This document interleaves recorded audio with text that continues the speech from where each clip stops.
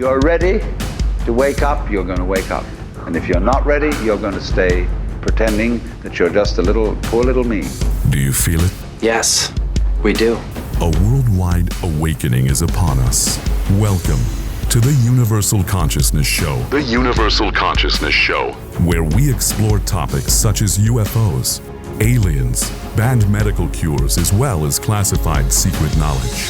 Come question your holographic existence. Share experiences from the other side.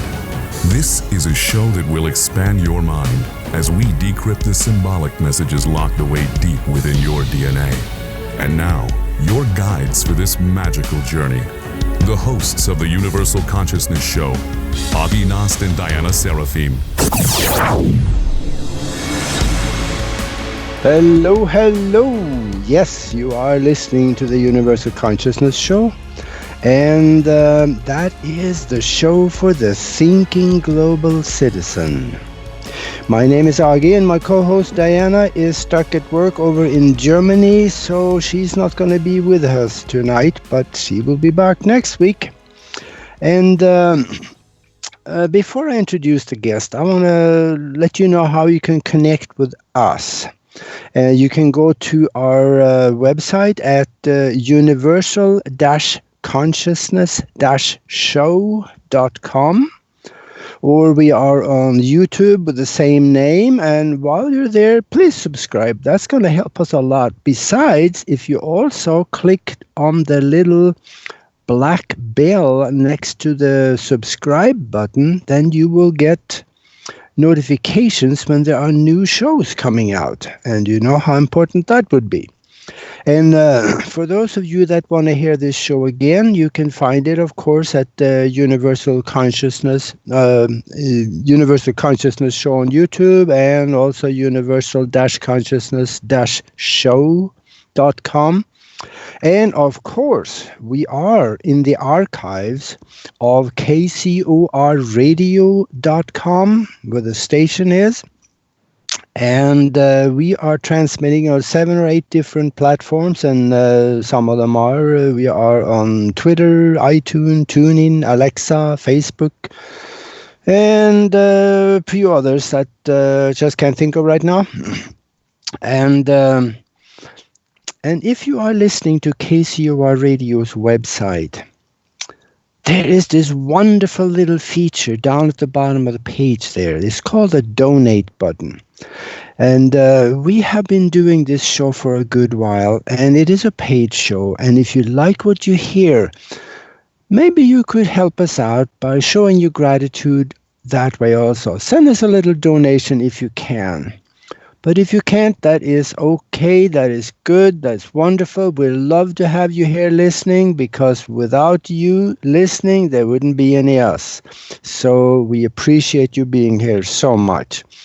And now, let me make a quick little announcement also for those out there that is in business or have something to market. Contact me, because maybe we can help you market that stuff for you. Maybe you have a book, maybe you have something that you like to have marketed. Contact me, and we can maybe help you promote it on the radio. Anyway, we have Preston Dennett with us today. Preston is an incredible writer and best-selling author. I believe he has written 26 books. Wow. And before we started here, I asked him how many books he had, and he said he had lost count, so he don't know if it was 26 or 27. And they're all about UFOs, ET, and their interaction with us. And also a few on astral travel and a few other spiritual things. So this is going to get really interesting. And he has been a UFO investigator for 34 years and been a field investigator for MUFON. And he has written over 100 articles for major magazines like Nexus, Atlantis Rising, Fate magazine, and the MUFON Journal, and several others. He's also on the speaking circuit and a popular guest on Coast to Coast radio, a History Channel, TV stations, and plus newspapers and many other places you can find him. And today he is here talking with us about his latest book, Onboard UFO Encounters. Because there's some really strange things happening when you wake up on an examining table on a UFO. But it is not all bad.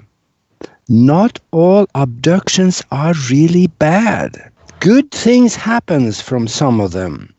And that leads me to another book he wrote in 2019, The Healing Power of UFOs.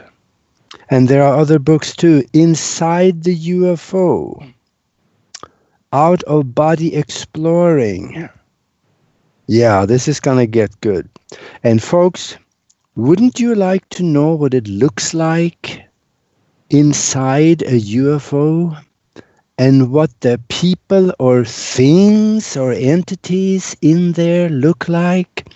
Let's have a talk about that. So welcome to the show, Preston. Thanks very much. Yeah, thanks for having me. I appreciate it. Oh, this is going to get wonderful.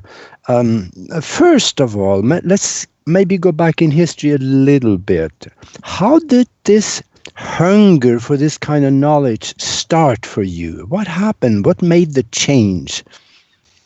Well, I've always been kind of interested in, I think, amazing things, but I was skeptical. I have to tell you, I did not believe in UFOs or life after death or anything paranormal. I was pretty scientifically minded and really interested in science.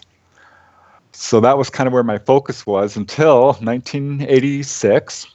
I remembered vividly just a little report on the news. I know it was Tom Rather, Dan Rather or Tom Brokaw, one of those major news guys, talking about this pilot who had seen a UFO over Alaska. And it was very tongue-in-cheek. They just kind of laughed about the news story and moved on. But they did show the pilot. I thought, wow, this pilot is crazy, or he's on drugs, or he's hallucinating, but he's flying a commercial jet. Yeah.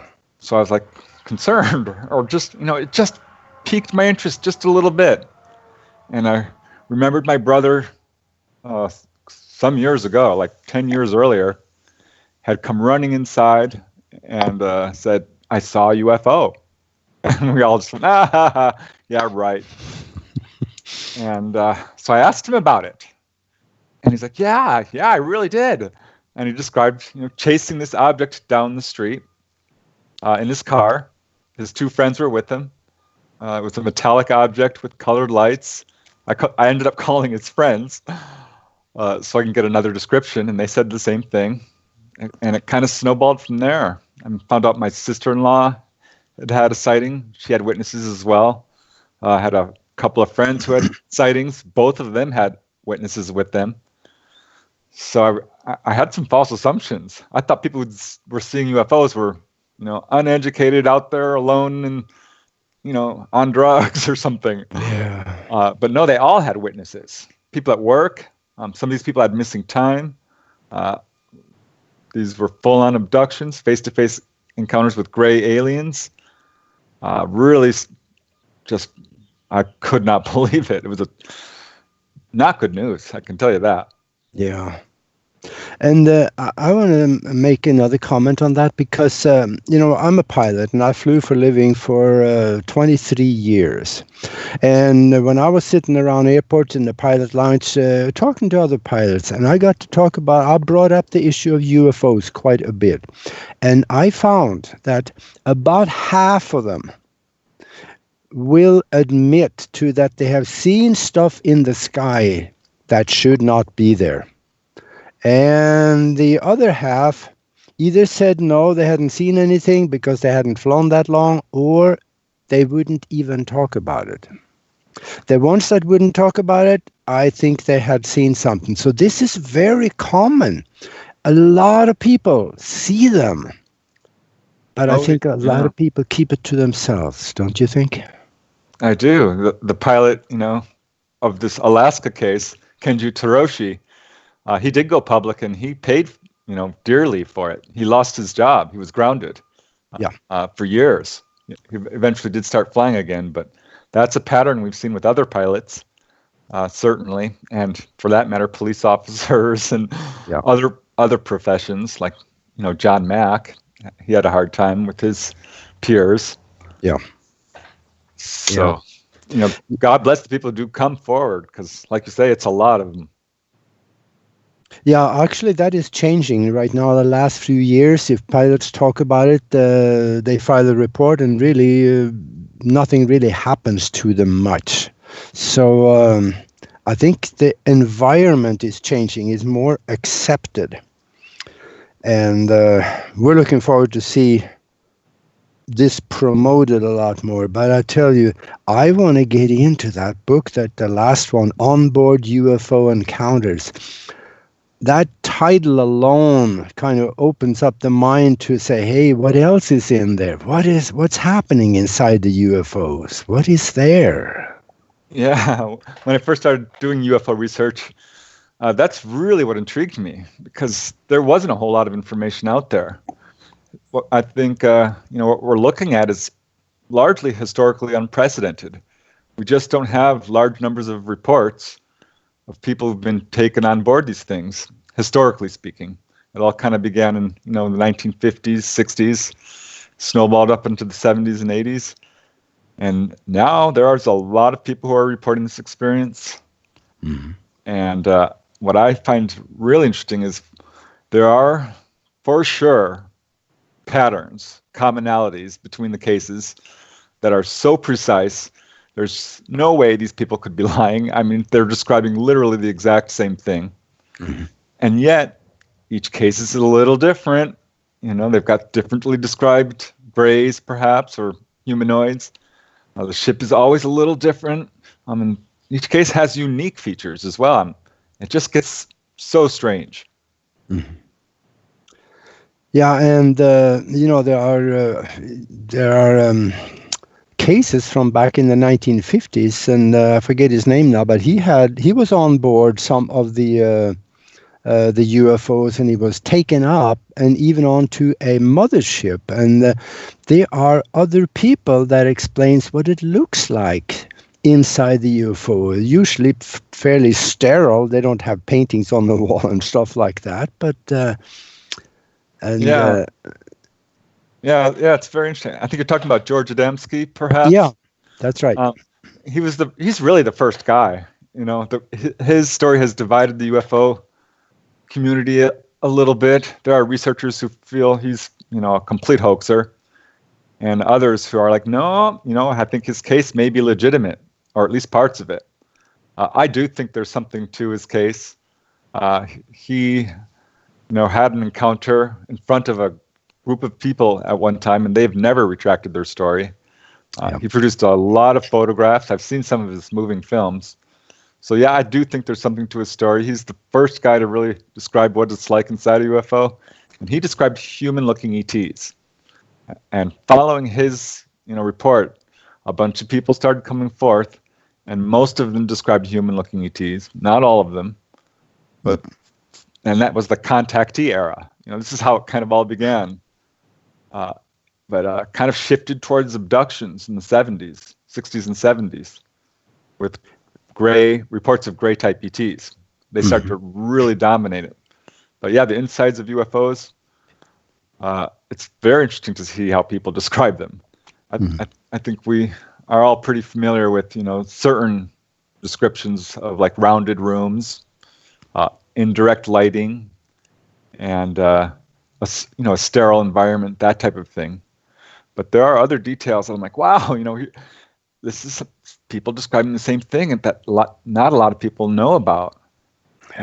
Like several of them described very low, thin benches that are not particularly comfortable for humans, because they're not, made for humans. They're too short and thin. And what I found most interesting was how people described these view screens. You see a UFO, it's got portholes perhaps on the outside.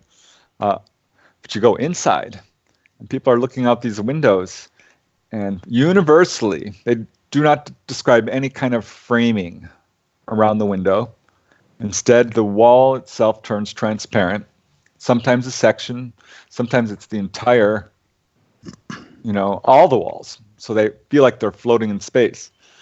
I had 2 witnesses, Augie, who told me that it was like being inside Wonder Woman's jet. That's so you get these really remarkable, exact same descriptions that just make me go, wow. Yeah, I'm wondering, let me just run this one by you because I want to hear what you think on this. The pictures that Adamski took of the ships, the bell-shaped ships that the smaller ones that he talked about, some of them looked exactly, and I mean exactly, like the Nazi German Haunebu 2. Do you remember that? Yeah. That is such a we can't say that's a coincidence. And there's also a story of someone that had landed, and the person that came out of the ship and talked to them had a German accent. So, do you think there could be a connection there? Well, certainly you're not the only one to raise that question. And because we know that there was, I'm not an expert in this particular area of UFO research in terms of flying saucer technology back in World War II and who got it. And certainly there's reports of the Germans getting a hold of some of this stuff. And that was very, very concerning. I think that, it's entirely possible. Yeah, we have different groups of human beings flying these things around. Yeah. The term breakaway civilization has been brought up by some researchers, which I thought was a kind of interesting term. But we don't know. I mean, we could have secret renegade groups of humans from World War II flying this stuff around. Yeah. But on the other hand, there's no doubt in my mind, certainly, that there are human-looking ETs that are not from Earth. I'm not entirely sure we're from Earth, because the fact that there are human-looking ETs really raises serious questions about who we are. Yeah, absolutely. There's got to be an origin for us that comes from off the planet. Yeah, this is a very hard mystery to figure out, because I've had a number of people within the military say, we are flying these things around, and a certain percentage of the UFOs people are seeing are our own. And then we have, certainly, I don't think most of them are the ones that are chasing people down the street, landing, abducting people. I think that's off-world too. Most of that, yeah, and such a wide variety of humanoid reports. That's fascinating, because we don't get cases really where we can identify exactly the same being. Maybe they're both grays, but they're not the same exact uniform. They don't have the same name. Occasionally, ETs do name themselves. It's pretty rare, but it does happen. Yeah, Betty Andreasen. The ET she spoke with was Quazka. And one lady, she told me about her experiences. The ET called himself Quai. And another lady I'm talking to right now, she's having experiences with the gray alien named Sen. So you get these really remarkable, sort of unique descriptions. Mostly grays. I do get mostly grays, but it's always a little bit different. Yeah. And of course, being a pilot, I'm always wondering about these things. And do you have any account or heard of anybody that was taken into the cockpit of any of these ships and shown what it looks like in the cockpit? Yeah, and that's kind of something we see fairly regularly. I gotta say that there's at least 5 cases, probably more in the book, where that exact thing happens. Let's see, that happened to Joe Gardner. He's this really wonderful guy from West Virginia who was with his family, and they went out blackberry picking one afternoon, picking wild blackberries. They'd done it many times. Drove off from their home and had just crossed the Kentucky border and passed what looked like a flying saucer house, a New Age home or something, but looked like a UFO. And Joe, he's just a little kid. He's like, let's stop, let's look at this. So they turn around and they pull up to this home, but it's obviously not a home. There's no driveway, there's no wires. He and his dad walk out and walk right up under this thing, and it's on stilts. There's portholes. They're walking around it. They're knocking on it. He touches it. He says it's cold metal. And it's a long, involved case. But what ended up happening is a door opened up, and this arm came out and kind of waved them up, and they were taken on board. And it's very interesting because it started out. It's a long, complicated case. I don't want to get too deep into it. But at one point, he was taken up and shown the engine room. Oh. And that happened later when he was like 13 years old. And they showed him how it actually operates. They're like, this lever, makes it move forward and backwards. This one makes it move, gives it acceleration, or makes it stop. It was a very simple sort of video game setup. Which is exactly what Ramon said, a Marine officer. They took him to the control room too, and it was just this chair, and you sit in it, and it had the little levers on it.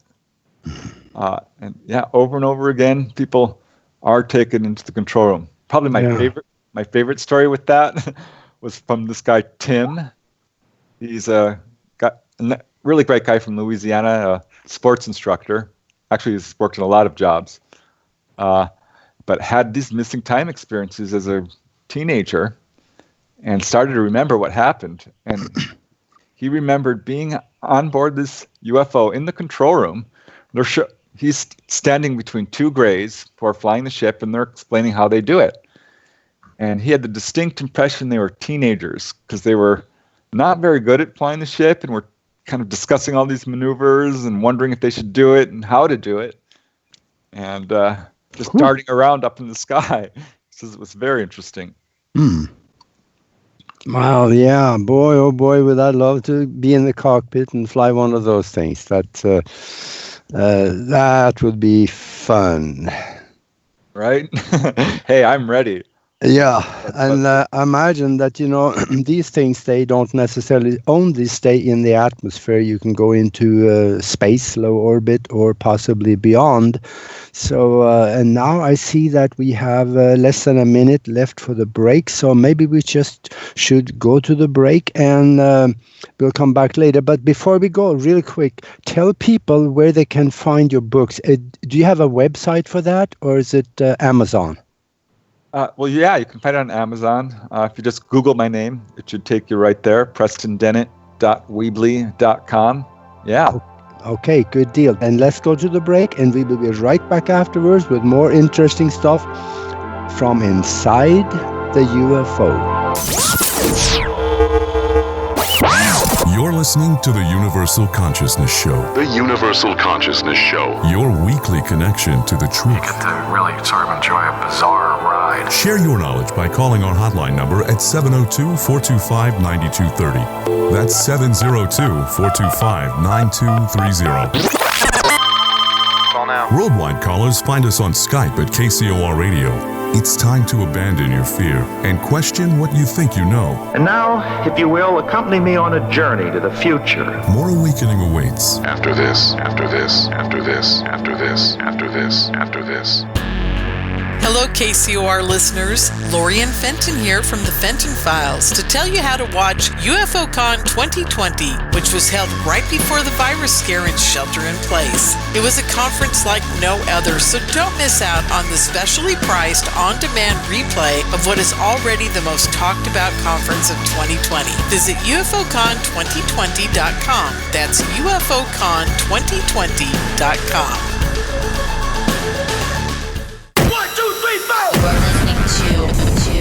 KCOR Digital Radio Network. I love the way it sounds. Love the music. Oh, I listen to. The future of radio is here and now.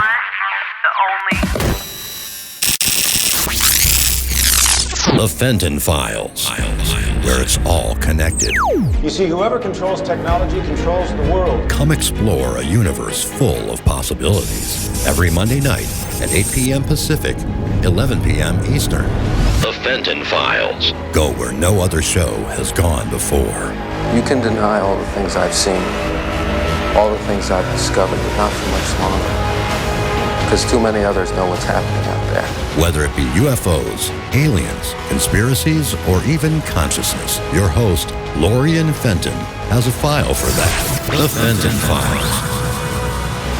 Your journey to the truth is but a file away. Live, Monday nights, 8 p.m. Pacific, 11 p.m. Eastern. Exclusively on the KCOR Digital Radio Network. The Fenton Files. Incredibly intense. Where truth is just waiting to be discovered.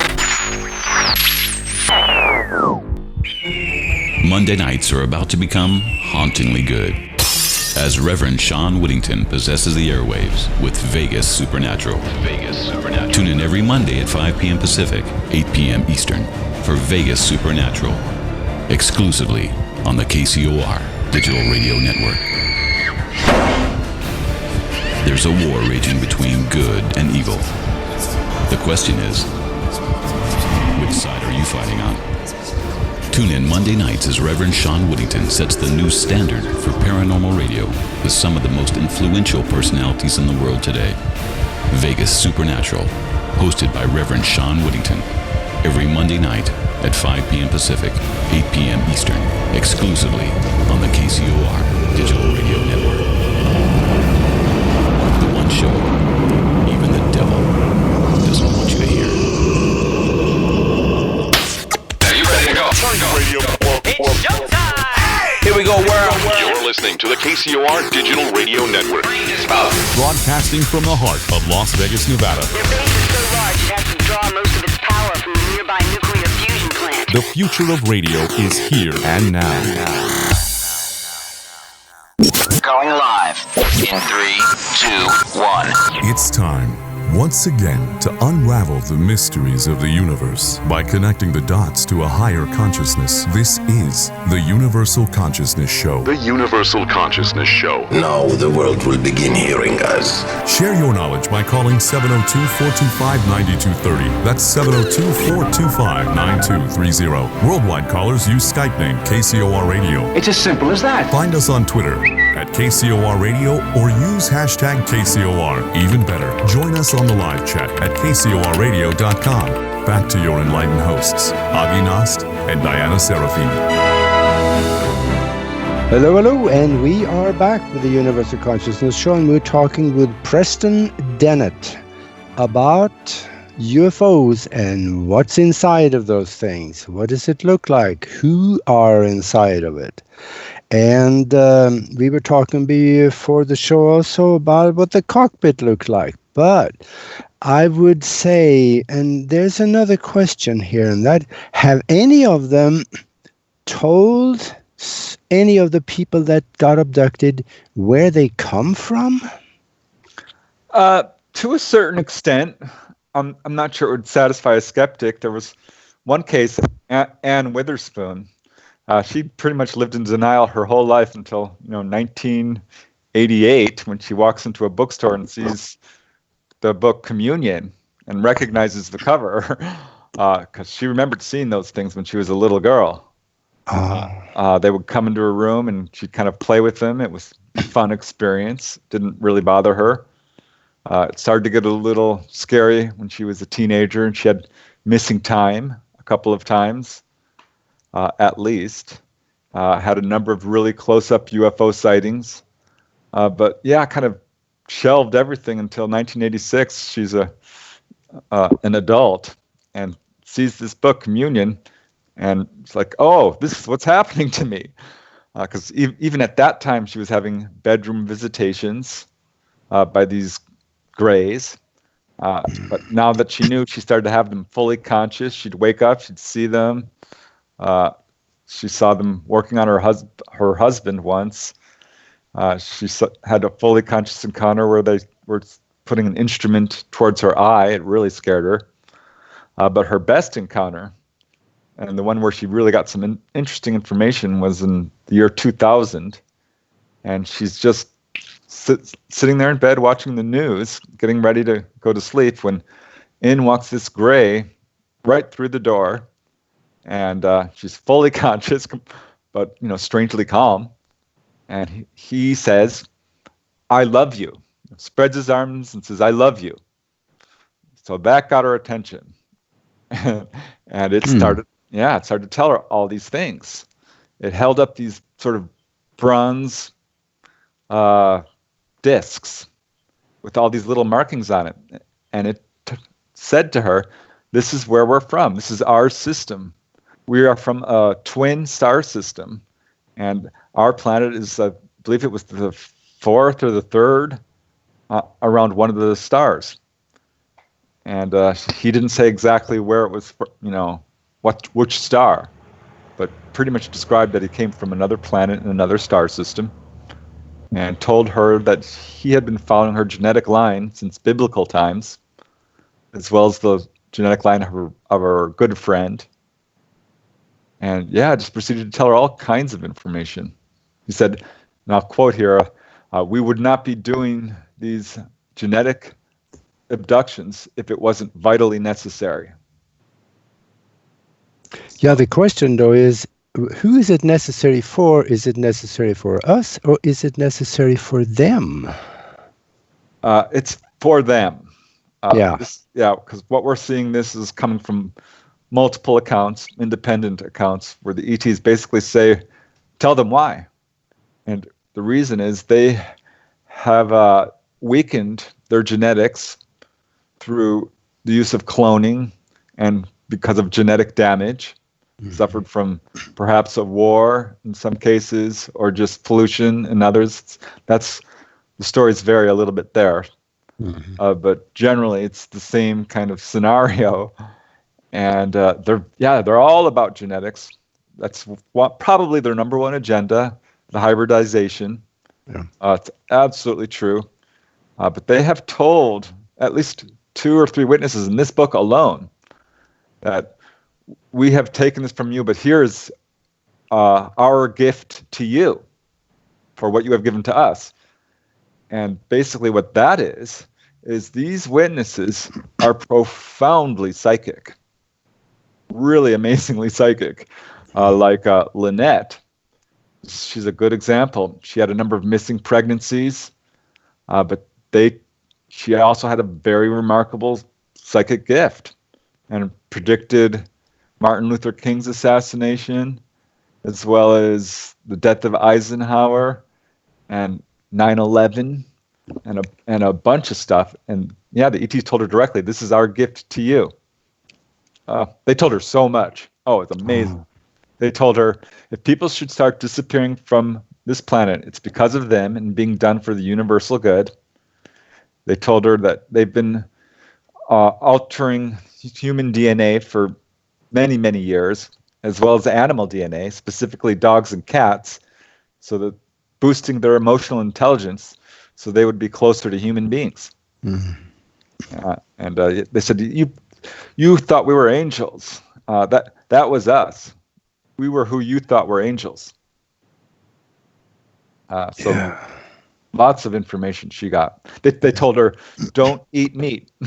Tell people to stop eating meat. Tell everyone we're all interconnected. If you guys are not careful, you're going to destroy yourselves like we did.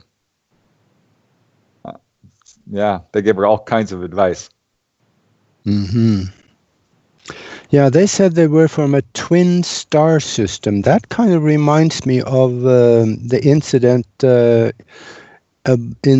the Dogon people from Africa, when they say that about 5,000 years ago, there were some in their history, handed down from father to son and mother to daughter.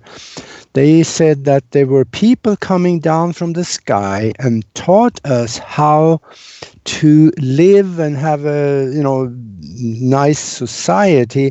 And they said they were from they pointed to the star of Sirius, which is, it looks like one star, and they were told that it is two stars that is so close you can only look as one. And just that was back in the 1930s when they were contacted first, and we didn't know that until the 1960s that the Sirius 2 and Sirius 1 were so close that they looked like one star. Amazing. Yeah, I love it when you get that kind of corroboration. And it's interesting because that's pretty universal in a lot of cultures, certainly the Native American culture. One guy I interviewed, he had an encounter with a human-looking ET, very friendly, just landed in front of him on the road and stepped out and just waved at him, sort of, and that was about it. But he calls them the Wojay, the star people, and believes they are we are their ancestors. So they probably are. Right? Yeah, it makes sense. Absolutely. Now, what do you think the purpose of the grays, the small grays, they're everywhere. There are always accounts of those. What do you think they are? Are they just the worker bees and kind of like just there to do all the work, or what is there any special purpose for them, do you think? There's a lot we don't know, because we do see really short grays, which do seem to be bossed around. Sometimes, there are a number of reports of them moving in lockstep and acting robotic and even being like switched off. So it's possible they're not beings as we would think of them, entities, or instead more androids or something like that. Hard to say. Yeah. The taller grays, 5 feet, do seem to be the ones who boss around the shorter ones. But then you have cases where you have multiple types of ETs, like when the mantids show up, the praying mantis type, they do seem to be more in charge.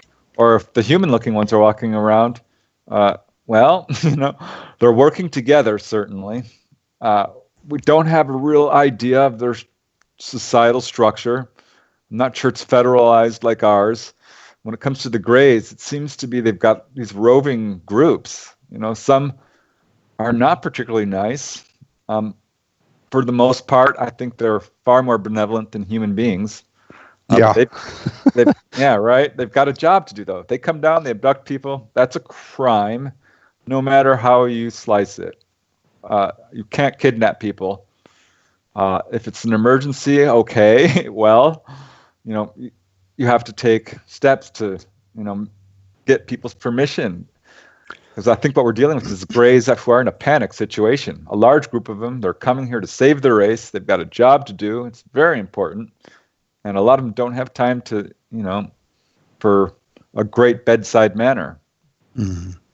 But then that leads me to the other one, that not all abductions are bad. There are people that has been abducted and they had medical procedures done and they were cured of different types of diseases. Yeah, this absolutely. Some of these, several of the people in the book received cures. One lady, Pat, she was diagnosed with leukemia. She was cured. She was later cured of a pneumonia-like condition. Another lady, she had a tumor in her lung. They were going to remove a quarter of it. ETs came and cured her. So there's a lot of cases like this. A lot of cases that are very friendly. One of my favorite in the book is about 3 teenagers. This is in New Kensington, Pennsylvania. And they're about 13 years old, and it's 7 o'clock. They're skateboarding on a summer night when this UFO shows up. Classic flying saucer, little lights around it, metallic, and there's a porthole, a view screen, and they can see 2 human-looking ETs. And the main witness, Ron, he waves at them, and they wave back, and he's like, "Take me for a ride. I want to go for a ride." He asked them mentally. He just really, really wanted it as soon as he saw that. And next thing he knows, it's 3 hours later. He's had missing time. His friends have no memory of any UFO at all, and he's really upset because he's doubting himself. But the next morning, it turns out there was a wave of sightings over his town. A lot of people saw it. And he's like, Mom, I told you I saw one. And he started to remember. He remembered what happened over the next week. And it's amazing. He recalled being pulled on board this thing. He was sitting down on a bench between two humans who were not responsive. But he stands up, and there are these two beautiful human beings. He said they were angelic. He feels that they're really connected to God and were beautiful. Just the man had blonde hair, very muscular, blue eyes, I believe. They were wearing jumpsuits. The woman had long brown hair, and they were just so friendly that he just got this incredible feeling of well-being. And they took him around. They showed him the craft a little bit, took him to a view screen, showed him a star field. There's some stuff he doesn't remember, but it was a completely friendly encounter from beginning to end. Yeah, you wonder where they are from. Yeah, for sure. He feels they're angelic, honestly. Yeah. My theory is we are dealing with ETs. My assessment, certainly I think it's the most popular theory. It's the one that best fits the evidence. People say, oh, time travelers. Well, yeah, I think there's evidence of that. I've got cases where they've stopped time. They've said they've come from the future in some cases. Mm-hmm. Our future, meaning they would be our children. But, ETs can time travel. That doesn't negate the theory that these are extraterrestrials, biological beings like us, nor does, interdimensionality. I always say we're interdimensional too. We can go out of body. I think they've mastered that technologically and spiritually. So I'm not sure, it's still a mystery, but I think what if we do have the crashed saucers? Well, isn't that proof enough that these are ETs? If we have the bodies, and I think we do. Yeah, and there's evidence of many different species.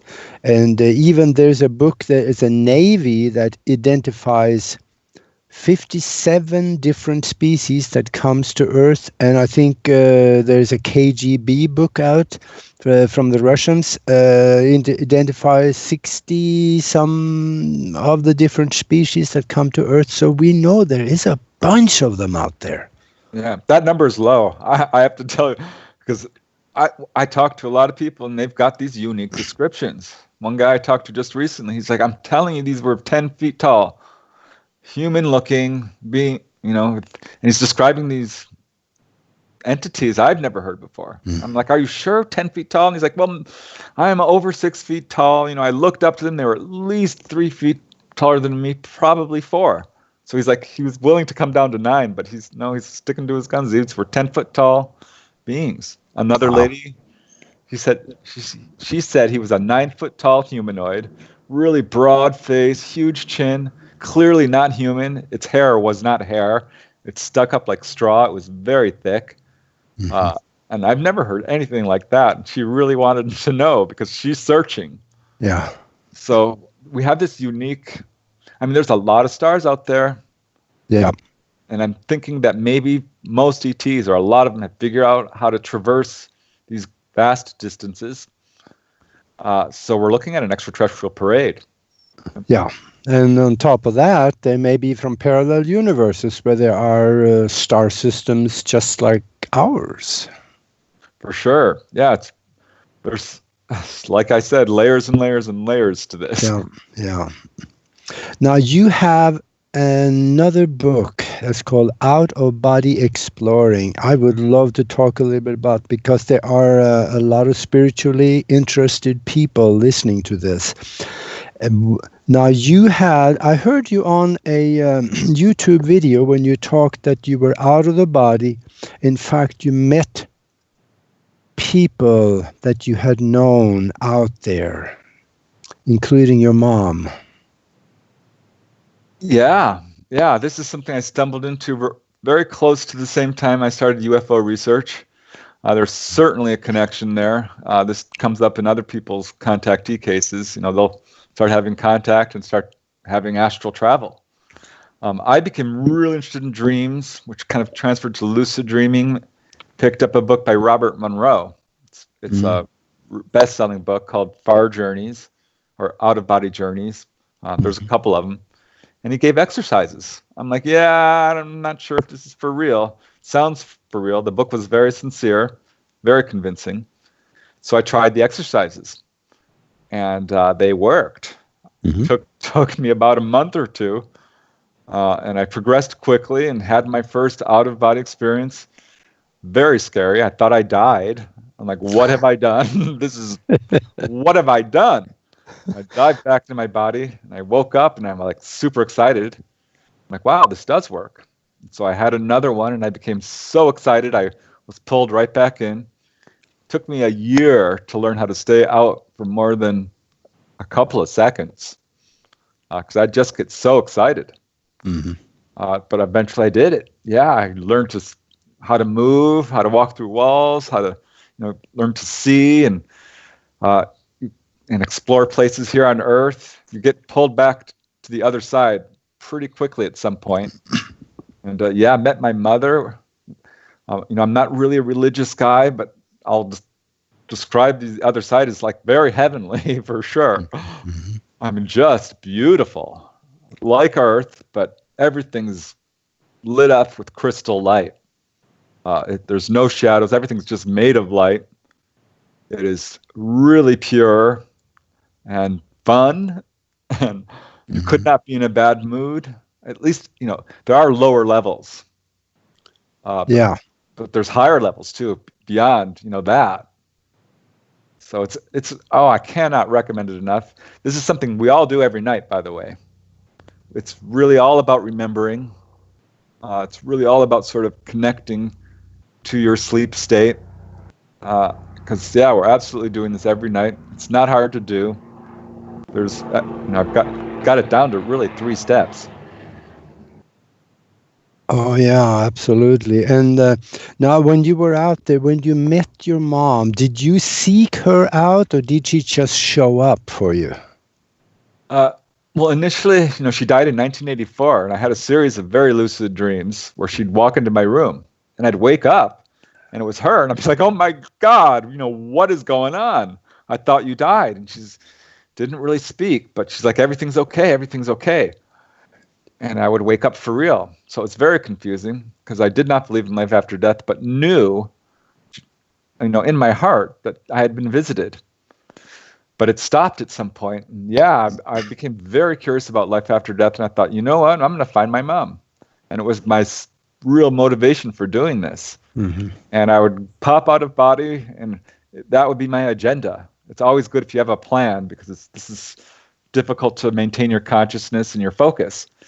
And I'd call for her. I'd be like, Mom, Mom, Mom, Mom, Mom, Mom, where are you? Where are you? Where are you?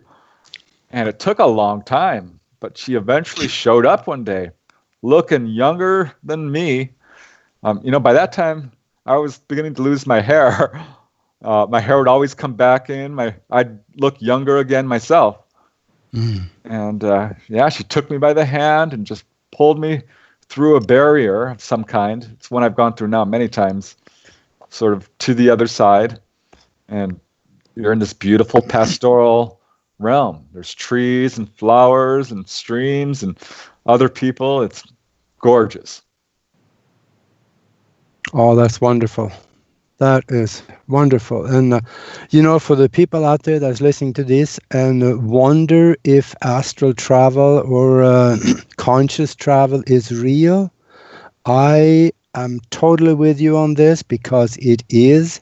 It can be learned, and you can do this. In fact, I just taught a class on astral travel on the Mastermind Connection on Patreon, and the class is there. People can go and they can learn it.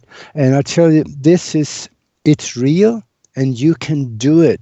And you, Denton, Preston, you have learned this. And how often do you go out there now? Do you do it quite a bit? It comes in waves. When I'm really busy, I tend to fade off a little bit. But when I start feeling, a little spiritually dry, I guess, because it takes some focus. It does take some real energy to do it. you come back energized. I mean, it feels great. But so yeah, comes in waves. I would say once a month at least I have a really good one, but sometimes quite a bit more than that. And the things you can do. You can visit your deceased loved ones. You can go to healing temples. You can go to the Akashic records. You can visit your spirit guides. There's so much you can do. It's amazing. Yeah, and when you mentioned the Akashic records, the records there are of the past and the future. But it also seems like the past is you can talk about, but there's also this feeling or knowing that comes when you see the future. You're not supposed to talk about it. Do you have the same feeling when you look at that? I'm fascinated by precognition, because when I started having these out-of-body experiences, not always, but often, I'd come back with a precognitive dream, and it was amazing because I'm like, wow. And I was able to tell people before certain things happened. I'd call up my sister-in-law. I'm like, I had one of these dreams, so she'll verify this. And I love that, and I did see like past lives and stuff, but did see some future stuff as well. Time kind of collapses a little bit when you're on the other side. It's time as we perceive it. It's really a function of the physical plane. It's different on the other side. I see now we got 2 minutes or a little over 1 minute left. Please let people know where they can find your books and where they can see you and listen to you, where you have done things. Hey, I appreciate that. Yeah, my website is prestondennett.weebly.com. Just Google my name. It should take you there. All my books are there. If someone wants to contact me through my website, they certainly can, or order the books. Books are also available on Amazon and Barnes & Noble and other online bookstores. And thanks so much for having me on the show. I really appreciate it. This was wonderful, and we would love to have you back here in maybe a month or so, and let's talk about, you got, 27, 26 books, so there's a lot to talk about. Oh, yeah. There sure thank you. Thank you very much for being here, Preston, and we will be back next week, and until then, be good to each other. This has been the Universal Consciousness Show. The Universal Consciousness Show. Your weekly guide to a deeper understanding of the all that we are. Well, in a few years, it will be a matter of common sense to very many people that they're one with the universe. It'll be so simple. Live Mondays at 11 a.m. Pacific, 2 p.m. Eastern, exclusively on the KCOR Digital Radio Network. For more information on the show, hosts, or their guests, please visit universal-consciousness-show.com. That's universal-consciousness-show.com. Remember, there's a shift coming, a new earthly paradigm, a shift to universal consciousness. Universal consciousness. This is KCOR Las Vegas, home of the Digital Radio Network, broadcasting from a shack just south of Area 51. Wait, that doesn't exist. This is the KCOR Digital Radio Network. Now for the news.